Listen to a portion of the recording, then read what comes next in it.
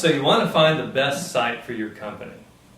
It's a typical thing to do to drive around in the office complex or in the industrial park and look for a site that would best meet your needs. It's so common.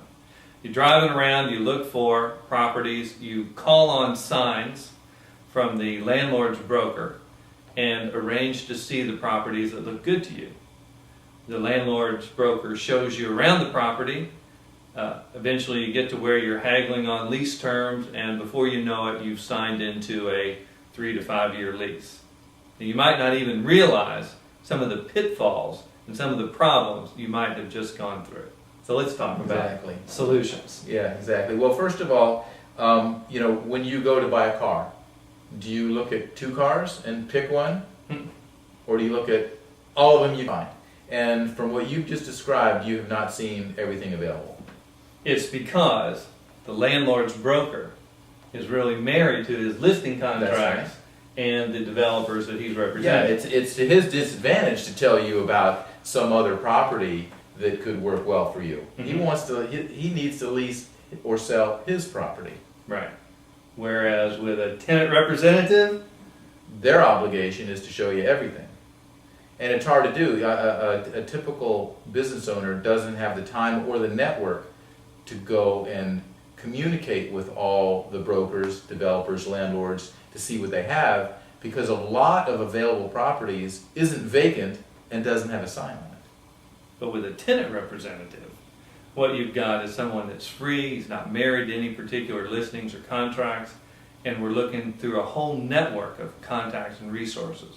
Both developers, listed properties, and in addition to the listed properties, properties that unlisted properties and properties where maybe the tenant has already informed the landlord that they'd like to get out of their lease if they had the opportunity, or maybe they're behind in rent and the landlord would like to get that tenant out if he has a replacement tenant. So there's all kinds of properties that you don't know about if you do what you just described. Right. And the other big problem, even if you did find a building that you liked, when you bought that car, did you do everything that the car salesman asked you to do and trusted him completely, or did you negotiate anything better? Serious negotiation. Yeah, well, the landlord's agent is obligated to do the best deal he can for the landlord.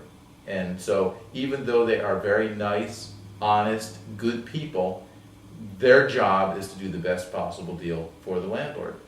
And unless you're some sort of genius, likely you can't negotiate as well on your own. If you don't know the market, what the norms are, I don't know, with all the deals I've personally done for clients, I don't know that any people really that are super expert at their business and super expert at commercial real estate and know all the lease clauses that need to be tweaked or added, or how to get the best incentives to take that space, or rental rates. And it changes all the time. The market might not change daily, but certainly monthly.